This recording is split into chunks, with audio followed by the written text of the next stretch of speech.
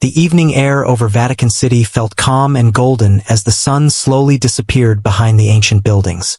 Soft lights began to glow across the courtyards, and a gentle breeze moved through the narrow stone paths.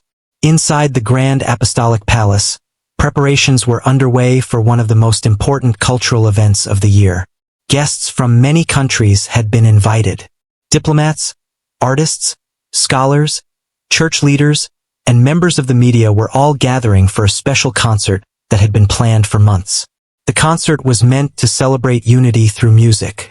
The Vatican had recently begun hosting more cultural evenings, hoping to build bridges between faith and the arts. Music, after all, was considered a universal language, could touch hearts without translation. It could calm anger, inspire hope, and bring strangers together. The main attraction of the evening was a world-famous pianist. He was known not only for his brilliant technique but also for his bold personality. He had performed in the most prestigious concert halls in the world. Critics called him fearless. Supporters admired his honesty. Others thought he sometimes spoke too freely. Still, there was no doubt about his talent. Every ticket to the event had been requested within hours of the announcement. Guests slowly filled the grand hall. Crystal chandeliers hung from the high ceilings, casting warm light across polished marble floors. Large paintings of historical scenes lined the walls. Rows of elegant chairs faced a beautiful black grand piano placed at the center of the stage. The piano's surface reflected the lights above like still water. Among the invited guests was Pope Leo XIV. He entered quietly, without dramatic announcement. Those who noticed him stood respectfully. He greeted people with a gentle smile and soft nod. He was known for his calm presence. Since becoming pope, he had focused on humility and dialogue. He often reminded people that leadership was about service, not power. Many people admired him deeply. However, outside the Vatican, some critics viewed him as too simple. They believed he lacked the strong public personality that many modern leaders displayed. He rarely responded to criticism. He preferred listening over speaking. He avoided arguments in public settings. As he took his seat in the front row, he looked more like a quiet teacher than the spiritual leader of millions. The hall slowly settled into silence. Cameras were positioned carefully at the back of the room. The event was being recorded and broadcast to several countries. This was not just a private concert. It was a global moment. Soon, the pianist entered the stage. He walked with confidence, dressed in a sharp black suit. His expression carried both pride and charm. He bowed slightly to the audience, receiving warm applause. The applause grew louder as more people recognized him. He sat at the piano and rested his hands gently on the keys. For a brief moment, the room felt completely still. Then the music began. The first piece was powerful and dramatic. His fingers moved quickly, almost effortlessly. The notes filled the grand hall, rising high and then falling into softer passages. Some guests closed their eyes to absorb every sound. Others leaned forward, completely focused. Pope Leo XIV listened carefully. His eyes remained calm, his hands folded loosely in his lap. Those sitting near him noticed that he seemed deeply attentive, almost studying the music rather than simply hearing it. When the first piece ended, the audience applauded loudly. The pianist stood, smiling confidently. Instead of starting the next piece immediately, he stepped slightly away from the piano. "Music," he began, his voice echoing gently through the hall, "has always been a symbol of freedom. It speaks where words fail. It moves beyond institutions, beyond walls, beyond traditions." The audience nodded politely. He continued, "Art belongs to the brave, to those willing to question, to those who are not afraid of change." There was light applause. At first, his words sounded thoughtful, but slowly his tone shifted. "Sometimes," he added with a small smile, "art struggles in places where tradition is too heavy, where rules are older than imagination." A few people exchanged uncertain glances. The pianist looked around the hall before letting his eyes rest briefly toward the front row. "I have often wondered," he said casually, "how many leaders truly understand the language of music. not just as listeners but as students of it. There was a slight pause. Some guests felt the comment carried more meaning than it first appeared. Pope Leo XIV remained still, his expression unchanged. The pianist gave a soft laugh.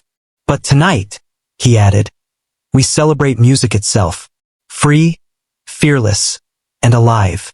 The audience clapped again, though the energy felt slightly different now. He returned to the piano and began the next piece. This one was lighter, playful, almost teasing in its rhythm. His fingers danced across the keys. He added dramatic pauses, making the crowd lean forward in suspense before continuing with sudden bursts of sound. The performance was undeniably brilliant. Yet in certain quiet moments between notes, there seemed to be tension lingering in the air. Throughout the concert, he continued speaking briefly between pieces. Each time, his comments about tradition, leadership, and change became a little sharper. He never directly insulted anyone. His words were wrapped in humor. But the direction of his remarks was becoming clearer. Some members of the clergy shifted in their seats. A few looked uncomfortable. Others tried to ignore the undertone and focus on the music itself. Meanwhile, Pope Leo XIV continued listening calmly. Those observing him closely noticed something unexpected. There was no sign of offense on his face. Instead, he seemed reflective, almost thoughtful, as if he were listening not only to the music but also to the meaning behind every spoken word. As the concert moved forward, the pianist prepared for his most difficult piece of the night. It was known worldwide as one of the most technically challenging compositions ever written for piano. Only the most skilled performers attempted it live. He stood before the audience once more. "This next piece," he announced, "is about courage. It demands discipline, passion, and years of devotion. Not everyone who appreciates music can truly understand what it takes to master it." There was a faint smile on his face as he said this. The room felt heavier now. Cameras quietly zoomed toward the stage. Viewers watching from around the world sensed that something important was unfolding, though they could not yet explain what. The pianist sat down and began to play. The piece was intense from the very first note. Rapid movements, powerful chords, delicate transitions. It required complete focus. Sweat formed lightly on his forehead as he moved through the complex passages. The audience watched in awe. When he reached the final section, his playing became even more dramatic. The last notes rang loudly through the hall before ending in a sharp, confident finish. The applause was immediate and thunderous. He stood, breathing deeply, clearly proud of his performance. Then, unexpectedly, he turned toward the front row. "Your Holiness," he said respectfully, though with a playful edge in his voice, "I hope tonight's performance has offered a glimpse into the discipline that art requires." The entire hall went silent. All eyes shifted toward Pope Leo XIV. It was not an open insult. It was framed as politeness. But the challenge hidden within the words was unmistakable. The Pope slowly rose from his seat. For a brief moment, the world watching through screens seemed to hold its breath. He gave a gentle nod and a small smile. No one yet knew what would happen next. But something in the air had changed completely. The night that was meant to be only a celebration of music was becoming something far more personal. And the story was only just beginning. The silence after the pianist's words felt heavier than the music that had just filled the hall. The applause slowly faded, and for a few seconds, no one moved. Cameras were still pointed toward the front row. The world watching through screens could sense that something important was about to happen. Pope Leo XIV remained standing. He did not rush. He did not show anger. His face stayed calm, almost thoughtful. Those sitting close to him noticed that his eyes were steady, not offended, not defensive. He simply looked at the pianist with quiet attention. The pianist waited, one hand resting lightly on the piano. A small smile remained on his face. It was not openly disrespectful, but there was something challenging in it. He seemed curious, perhaps even confident that he controlled the moment. The hall was filled with important figures from around the world. Cardinals sat upright, unsure whether to react. Diplomats exchanged quick glances. Some members of the audience felt uncomfortable. Others leaned forward, sensing drama. The Pope gently adjusted the white sleeve of his robe. Then he spoke. "Thank you for your beautiful performance," he said in a calm and steady voice. His tone was sincere, not forced, not sarcastic. The pianist gave a slight nod, still smiling. "Music," the Pope continued, "is indeed a gift that demands discipline and devotion. Those who dedicate their lives to mastering it deserve respect." There was a soft murmur of agreement across the hall. But the Pope did not sit down. Instead, he added something that no one expected. "I believe," he said gently, "that art and faith are not enemies. They are both journeys. Both require patience. Both require listening." The pianist's smile became thinner.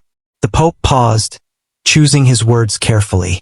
"Sometimes," he continued, "we think that understanding comes only from one path, but human experience is wide. And often, we do not see the full story of the person sitting before us." The room felt even more silent. The words were soft yet powerful. The pianist folded his arms lightly. "Your Holiness," he replied, still keeping a polite tone, "I completely agree that experience shapes understanding, but mastery, especially in art, requires more than admiration. It requires years of practice, sacrifice, deep study." There was nothing openly rude in his words, but the message underneath was clear. Many people in the audience felt the tension growing. It was no longer just about music. It was about dignity. The Pope nodded slowly. "You are correct," he said. "Mastery does require sacrifice." For a brief second, his eyes moved toward the piano. "And sometimes," he added quietly, "sacrifice means walking away from something you love." The pianist raised an eyebrow slightly. "That must be difficult," he said. "To walk away from passion." The comment sounded harmless, but again, there was something hidden in it. A few cardinals shifted in their seats, clearly uncomfortable. They were not used to seeing the Pope placed in a situation like this, publicly questioned in such a subtle but visible way.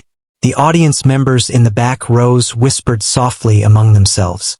Social media comments were already beginning to appear as the live broadcast continued. The pianist stepped slightly forward. "May I ask," he said, "what role music has played in your life, personally?" The question seemed respectful on the surface, but many sensed it was meant to test. The Pope did not hesitate. "Music has always been close to my heart," he answered simply. The pianist waited for more. "As a young man," the Pope continued, "I spent many hours studying it, learning structure, harmony, discipline." A faint ripple of surprise moved through the audience. The pianist tilted his head slightly. "Studying? Yes," the Pope replied. "Before I fully entered my religious path, I studied classical music." There were now visible reactions in the hall. Some cardinals looked genuinely shocked. A few guests began whispering more openly. The pianist gave a soft laugh. "That is fascinating," he said. "And did you perform publicly?" The Pope smiled gently. "Only in smaller settings. I was never famous." The pianist leaned lightly against the piano.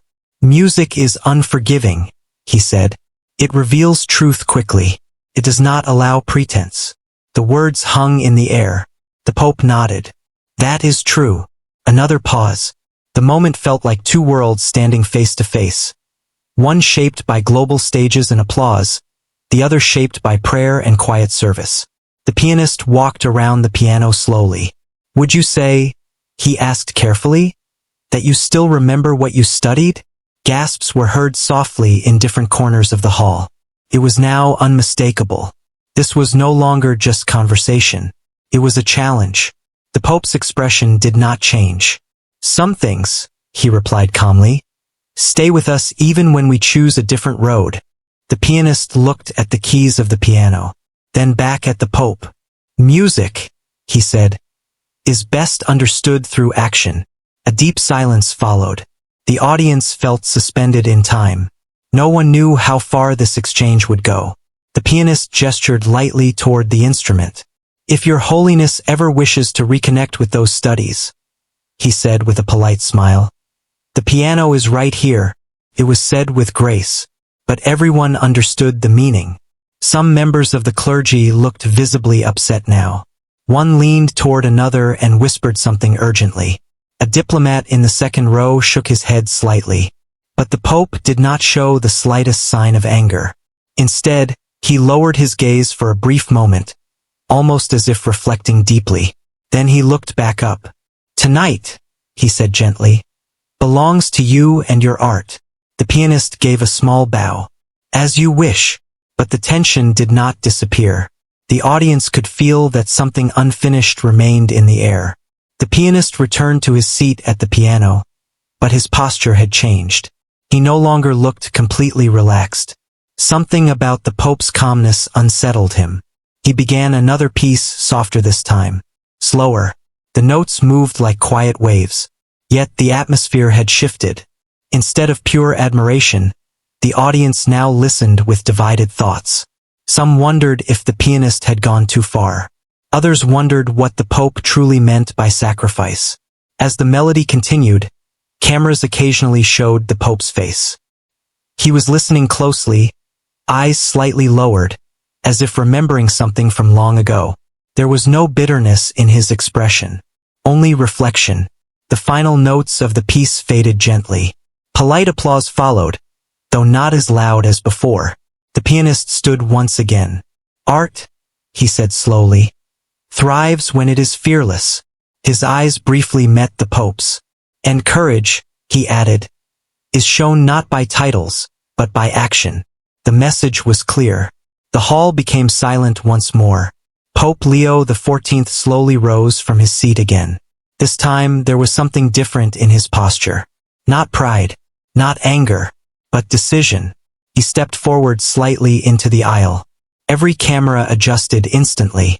The audience leaned forward in complete silence. The world watching from outside the Vatican felt the shift. No one yet knew what he would do. But one thing was certain. The night was no longer just about music. It had become a moment of character. And it was far from over. The hall felt frozen in time as Pope Leo XIV stepped slowly into the aisle. No one whispered now. Even the soft sounds of movement had stopped. It was as if the entire room understood that this was no longer just a formal event. Something personal was unfolding in front of them. The pianist remained standing beside the grand piano. His hands rested lightly on its polished surface. For the first time that evening, his expression was not fully confident. It was curious, watchful. The Pope did not rush. He walked with steady steps toward the stage. His white robe moved gently with each step. The lights above reflected softly against the marble floor. Every camera followed him closely. Those sitting in the front row held their breath. When he reached the steps leading to the stage, he paused for just a second. Not out of fear, but as if collecting his thoughts. Then he continued upward. The pianist stepped slightly aside, giving him space. There was no laughter now, no playful tone, only silence. Pope Leo XIV approached the piano and looked at it for a long moment. His eyes traced the smooth black surface, the white and black keys resting quietly under the lights. It has been many years, he said softly, almost to himself. The microphone near the piano picked up his voice clearly. The audience leaned closer. He turned to the pianist. Thank you for your invitation, he said with calm respect. The pianist nodded. Of course, Your Holiness. There was no sarcasm this time, only anticipation. The Pope placed his hand gently on the back of the piano bench. For a second, it seemed like he might step away. Some people in the audience expected him to simply give a short speech and return to his seat. But he did not step away. Instead, he slowly sat down. A quiet wave of surprise moved through the hall. Cardinals exchanged wide-eyed looks. A diplomat near the center row whispered, "Is this really happening?" The Pope adjusted his position on the bench. He placed both hands on his knees and looked at the keys. There was no rush in his movements. The pianist watched carefully, standing just a few feet away. Music, the Pope said gently, is not only about perfection, it is about truth. Then he placed his fingers on the keys. For a brief moment he did not play. He closed his eyes. Those watching could almost see the memories passing through his mind. The years before the Vatican, the long hours of study, the quiet practice rooms, the sound of teachers correcting posture and rhythm, the feeling of choosing one path while leaving another behind. Then the first note sounded. It was soft, clear, steady. The hall remained completely silent. The melody that followed was simple at first. Not dramatic, not loud. It moved gently, like a conversation. His fingers did not rush. They did not tremble. The audience listened closely. Some expected mistakes. Others expected hesitation. But there was none. The melody grew deeper, more layered. The left hand joined with steady support while the right hand carried a thoughtful tune above it. It was not flashy. It was not performed for applause. It felt personal. The pianist's posture changed slightly. He crossed his arms, studying every movement. The Pope continued. The simple melody slowly transformed into something more complex. The rhythm became stronger. The notes moved faster, yet remained controlled. Each phrase connected smoothly to the next. It was clear now. This was not someone casually touching a piano for the first time in decades. This was someone who understood structure, understood discipline, understood music. A quiet gasp escaped from somewhere in the back of the hall. The piece shifted again. The Pope's hands moved more confidently across the keys. His posture remained calm, shoulders relaxed. He did not look at the audience. He did not look at the cameras. He was fully inside the music. The melody rose higher, becoming more demanding. The tempo increased. His fingers responded without struggle. The pianist slowly lowered his arms. He stepped closer, almost without realizing it. There was no smile on his face now, only focus. The music filled the grand hall in a different way than before. It was not about display. It was not about proving anything. Felt like a story of youth, of dreams, of sacrifice. The piece reached a powerful middle section. The chords grew bold and rich. His hands moved with strength that surprised everyone watching. Even those who knew little about music could feel the skill behind it. There were no shaky notes, no visible tension, only steady control. Cameras zoomed in on the pianist's face. His expression had completely changed. The earlier confidence was gone. In its place was respect. The Pope's eyes remained gently closed. As the piece approached its most difficult passage, a few audience members instinctively held their breath. The notes became faster, the rhythm more complex. Both hands moved across the keyboard in perfect coordination. The sound was full and commanding, not loud for attention, but powerful with meaning. The hall felt alive with energy. Then, just as suddenly, the music softened. The intense movement slowed into a quiet ending. A final gentle chord lingered in the air, and then silence. For a long second, no one moved. The sound seemed to hang between the chandeliers. The Pope slowly opened his eyes. He lifted his hands from the keys and rested them lightly in his lap. He did not look proud. He did not look triumphant. He simply looked peaceful. The silence continued. Then someone in the back began to clap. Another joined. Within seconds, the entire hall erupted into applause. It was louder than before, stronger, not just for the music but for what it represented. Many people stood to their feet. Some cardinals who had looked worried earlier now smiled openly. Diplomats nodded in admiration. Even those who had supported the pianist earlier now clapped with genuine respect. The pianist remained still for a moment. Then he stepped forward. When the applause softened slightly, he spoke. "I did not know," he said honestly. His voice no longer carried a playful edge. "That was remarkable." The Pope stood slowly. "Thank you," he replied simply. The pianist looked at him carefully. "May I ask," he said, "why you chose to leave music behind?" The hall quieted again.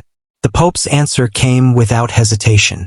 "I did not leave it behind," he said gently. "I carried it with me."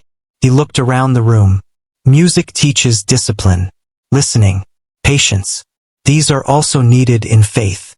The pianist nodded slowly. There was no challenge left in his posture. Only understanding. The Pope stepped away from the piano. He paused briefly beside the pianist. "Art and faith," he said quietly so only those nearby could hear clearly. "Both require humility." The pianist lowered his gaze. "Tonight," he replied softly. "I have been reminded of that." The applause rose again. But this time it felt different. It was not just excitement. It was recognition.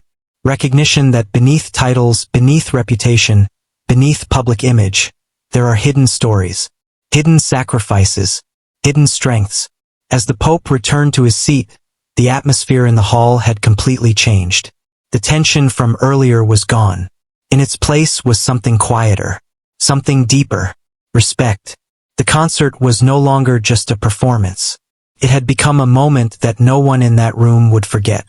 And outside the Vatican walls, millions watching from around the world were realizing the same thing. The night was far from over, but everything had already changed. The applause continued for several long moments, filling every corner of the grand hall. Some people were still standing. Others looked at each other in disbelief, as if silently asking whether what they had just witnessed was real. The energy in the room had completely shifted. What began as tension had turned into admiration. Pope Leo XIV returned to his seat quietly. He did not wave to the audience. He did not raise his hands in celebration. He simply folded them together again and lowered his gaze slightly, as if the moment had never been about him. But everyone knew it had. The pianist remained near the piano, watching him walk back. There was no trace of mockery now. Instead, his expression carried something deeper, reflection. When the applause finally softened, the pianist stepped forward and spoke into the microphone again. "Tonight," he said slowly, "I prepared to demonstrate the discipline of music, but I have been reminded that discipline can exist in many forms." The room grew quiet again, though this silence was gentle, not tense. "It is easy," he continued, "to assume we understand someone based on their role. But roles do not show the full story." His voice sounded different now, less sharp, more human. He turned slightly toward the Pope. "Your performance was not just skilled, it was sincere. And sincerity is something music cannot fake." Many people nodded. The Pope lifted his head and gave a small, thankful smile.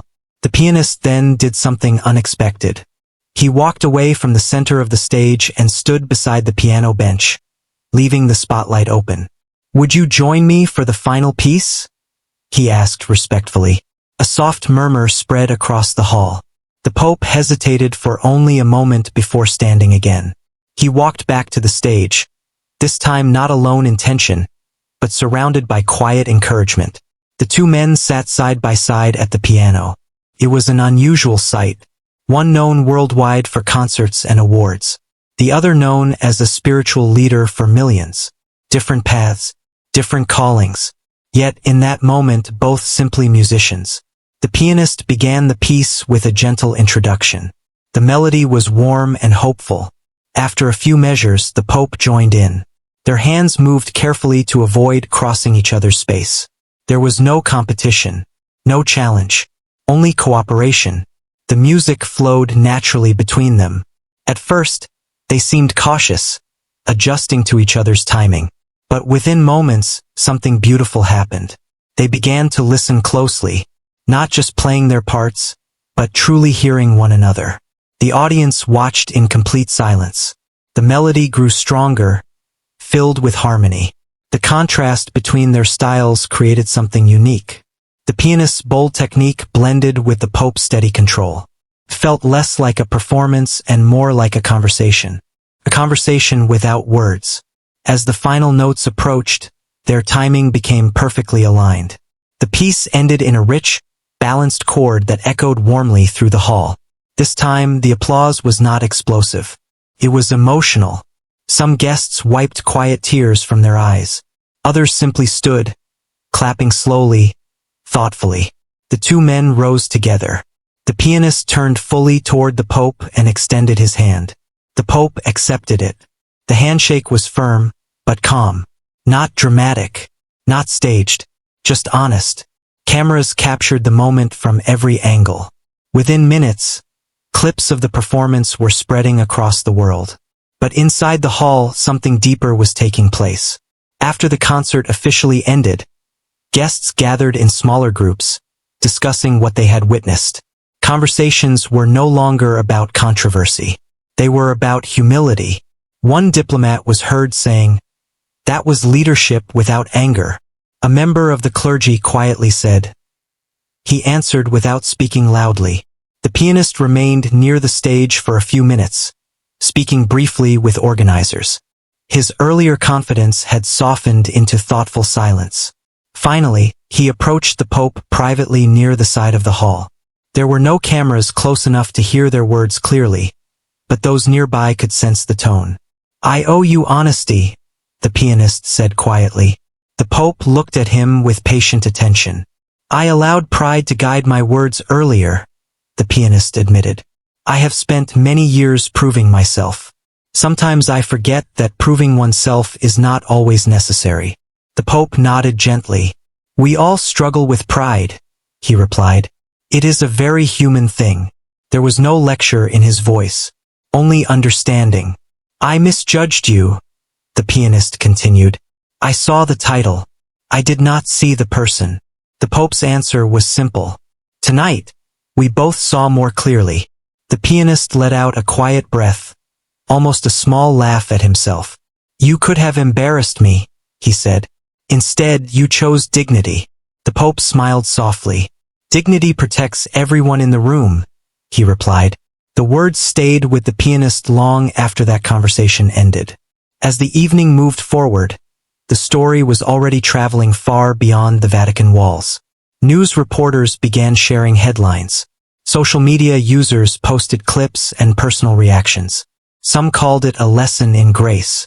Others described it as a reminder not to judge quickly. Music critics who had tuned in expecting controversy now found themselves discussing character instead of conflict. Inside the Vatican, staff members spoke quietly about what they had seen. Many had known about the Pope's early interest in music, but few realized how deep that training had been. One older staff member remembered hearing him practice softly late at night years ago, long before becoming Pope. At the time, it seemed like a personal habit. Now it felt like part of a hidden story finally revealed. The pianist remained in the Vatican guest quarters that night. He did not attend the usual celebratory dinner with loud conversation and praise. Instead, he chose a quieter meal. He replayed the evening in his mind. The jokes, the subtle remarks, the challenge, and then the response. Not anger, not revenge, but skill, calm, and humility. He realized something important. True mastery was not just about playing difficult notes. It was about controlling oneself. The Pope, meanwhile, returned to his private quarters. He removed his formal garments and sat alone for a few moments by the window. The city lights of Rome shimmered in the distance. He did not feel victorious. He did not feel proud. He felt reflective.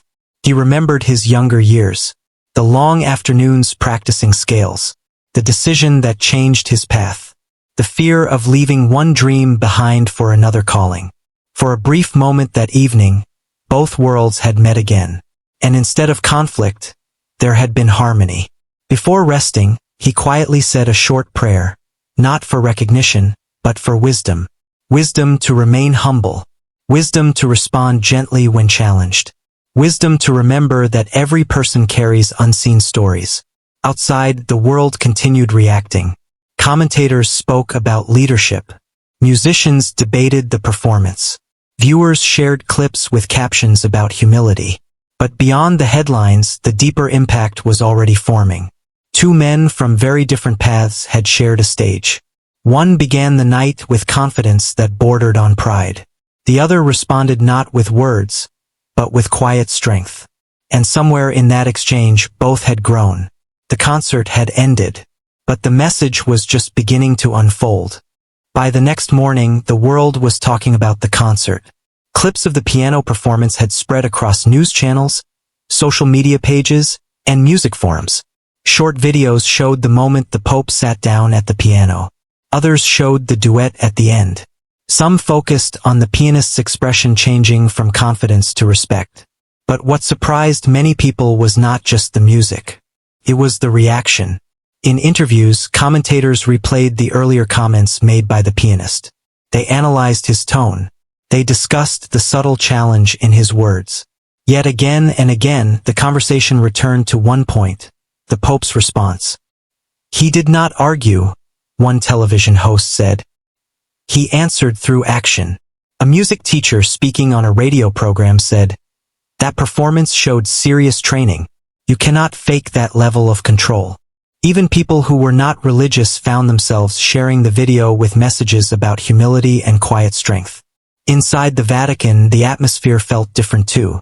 Staff members walked through the corridors carrying newspapers with large headlines. Some smiled when they saw each other. Others simply nodded, as if they shared a private understanding. The Pope began his morning as usual.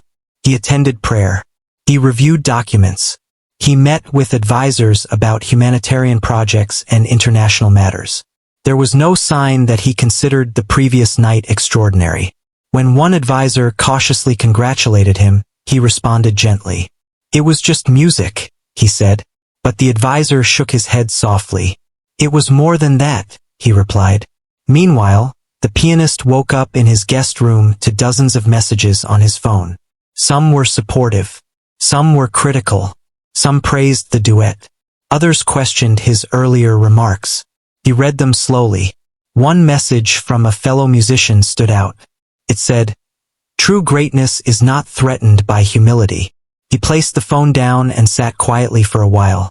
The previous night replayed in his mind. The confidence he had carried onto the stage. The subtle remarks. The moment the Pope's fingers touched the keys. He remembered the feeling in his chest when the music grew stronger. It was not jealousy. It was realization.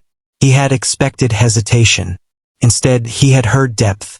Later that afternoon, he requested a private meeting before leaving the Vatican. The Pope agreed. They met in a simple room with tall windows and wooden shelves filled with books. There were no cameras, no reporters, just two chairs facing each other. For a moment, neither spoke. The pianist finally broke the silence. "I have been thinking about last night," he began. The Pope listened patiently. "I let pride guide me," the pianist admitted. "I am used to applause. I am used to being the most skilled person in the room. When I am invited somewhere, I assume I am there to lead the moment." He paused. "But last night, I forgot that leadership is not about control." The Pope nodded slowly. "We all learn," he said softly. The pianist looked down briefly before continuing. "When you began to play, I realized something uncomfortable. I had spoken about discipline and sacrifice, not knowing you had lived both." The Pope's answer was calm. "Every path requires sacrifice. Yours included." The pianist looked up, slightly surprised. "You do not seem upset," he said. The Pope gave a small smile. "If I became upset every time someone underestimated me, I would have little energy left for anything else." They both shared a quiet laugh. The tension that once filled the hall was completely gone. Instead, there was honesty. Before leaving, the pianist said something he had not planned. "I would like to do something," he said. "Not for headlines, but because it feels right." The Pope waited. "I want to organize a series of free music workshops for young students in underprivileged communities. Music shaped my life. It gave me discipline. It gave me purpose. I have focused so much on prestige that I forgot why I began." The Pope's eyes softened. "That is a beautiful idea," he said. "Art should always serve more than ego." The pianist nodded. "And I would be honored if you would support the program in any way you see fit." The Pope agreed to help connect the initiative with charitable organizations already working worldwide. The meeting ended not with applause, but with understanding. As the pianist departed from the Vatican later that day, reporters gathered outside the gates. They asked about the performance. They asked about the comments made earlier in the evening. He did not avoid the questions. "Yes," he said openly. "I misjudged the situation. I allowed confidence to become arrogance. I learned something valuable." His honesty surprised many. In the days that followed, the story continued spreading. Clips of the duet were played in music schools. Teachers used the moment to discuss respect. Students talked about how quickly assumptions can fail. Religious leaders referenced the event in sermons about humility. Even outside religious communities, motivational speakers mentioned the story as an example of grace under pressure. But perhaps the most meaningful impact happened quietly. Young musicians who watched the video saw something different. They saw that talent does not belong to one type of person. They saw that someone can choose a life of service and still carry artistic depth. They saw that being underestimated is not the end of a story. Back inside the Vatican, the Pope continued his daily responsibilities without change. He did not bring up the concert in meetings. He did not reference it in speeches. But those who worked closely with him noticed something subtle. That evening, after most staff had left, soft piano notes drifted through a quiet corridor. A small, modest piano sat in a private room not often visited. The Pope sat alone, playing gently, not for cameras, not for applause, just for reflection. His fingers moved slowly through familiar scales before settling into a simple melody. There was peace in the sound. The concert had become a global story. But for him, music was still personal. A reminder of youth. A reminder of sacrifice. A reminder that no gift truly disappears when it is carried with humility. Across the city, the pianist prepared for his next performance in another country. But this time, his approach felt different. During rehearsals, he paused more often. He listened more carefully to fellow musicians. He spoke less about himself. And at his next concert, before beginning his first piece, he said something simple. Art is strongest when it is shared with respect. Those who had followed the Vatican story understood the meaning behind his words. The moment that began as tension had grown into transformation, not just for two men on a stage, but for everyone who watched. The world often celebrates loud victories, but this story had shown something quieter. Strength without anger, talent without arrogance, correction without humiliation. And as conversations about the event slowly shifted from headlines to reflection, one truth remained clear. Sometimes the most powerful response is not spoken loudly. It is played gently, and it echoes far beyond the final note. Weeks passed, but the story of that night did not fade. In many places around the world, people were still sharing the video. Schools used it in classrooms. Music teachers played it for their students. Even leadership seminars discussed the moment as an example of calm strength. But inside the Vatican, life had returned to its normal rhythm. Pope Leo XIV continued meeting visitors, speaking about peace, encouraging unity, and focusing on humanitarian efforts. He never mentioned the concert in public speeches unless someone directly asked him about it. And when they did, his answer was always simple. It was a beautiful evening of music, he would say. He never described it as a victory. He never described it as a lesson for someone else. For him, it had simply been a moment. Yet for many others, it became something much bigger. The pianist kept his promise. Within a month, he announced the launch of free music workshops for children in communities where access to arts education was limited. He did not attach the program to his name in bold letters. Instead, he partnered with local teachers and organizations, allowing the focus to remain on the students. At the opening event of the first workshop, he stood in a simple community hall, not a grand concert venue. Rows of young students sat in front of him, some holding small keyboards, others simply watching with wide eyes. He looked at them and remembered his own early days. The small practice room, the long hours repeating the same scale, the teacher who once told him that discipline matters more than applause. He smiled slightly. Music, he told the children, is not about proving you are better than someone else. It is about becoming better than you were yesterday. The words felt different coming from him now. Back in Rome, the Pope received updates about the workshops. He was pleased, but not surprised. He had sensed that the pianist was sincere in his desire to grow. One afternoon, during a quiet break between meetings, the Pope was asked by a visiting journalist what he had truly felt during that tense moment on stage. He paused before answering. I felt human, he said. The journalist looked confused. Human? Yes, he replied gently. When someone challenges you, your first instinct may be to defend yourself. But if you breathe and listen, you may discover that the moment is not about defense. It is about understanding. The journalist wrote down every word. What gave you the confidence to respond the way you did? The journalist asked. The Pope smiled softly. It was not confidence, he said. It was memory. He explained that when he was young, he had once failed during a public recital. His hands had trembled. His mind had gone blank for a second. Afterward, he felt embarrassed and ashamed. But his teacher had told him something important. Do not run from difficulty, the teacher had said. Face it calmly. The stage is not your enemy. That advice had stayed with him for decades. So when I walked toward the piano that night, the Pope continued, I was not trying to win. I was simply remembering who I had once been. The story touched many who read it. People began writing letters to the Vatican. Some shared their own stories of being underestimated. Others thanked him for showing that dignity does not require loud words. One letter came from a young musician who had recently quit playing because classmates mocked his style. After watching the concert video, he decided to begin practicing again. I realized I stopped because I was afraid of judgment, the letter said. But you showed me that judgment does not define talent. The Pope read that letter twice.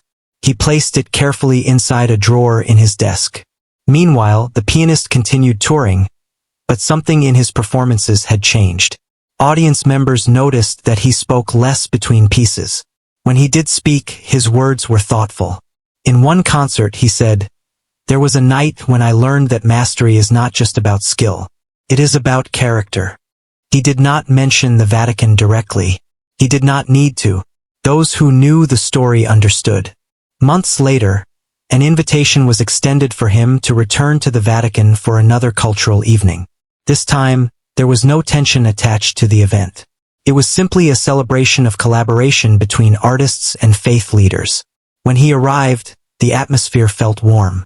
There were no whispers, no anticipation of conflict, only quiet respect.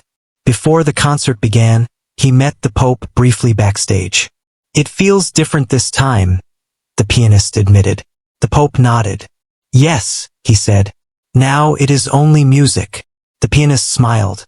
And friendship, he added. They did not need long conversations anymore. What needed to be understood had already been understood. That evening, the concert was peaceful from beginning to end.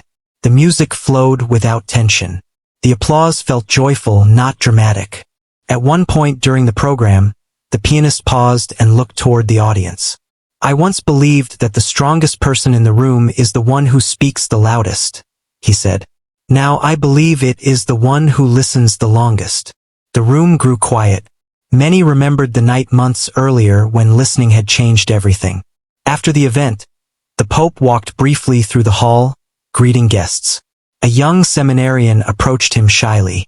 Your Holiness, he said. I play the violin, but I was thinking of giving it up. I thought it did not fit my path. The Pope looked at him kindly.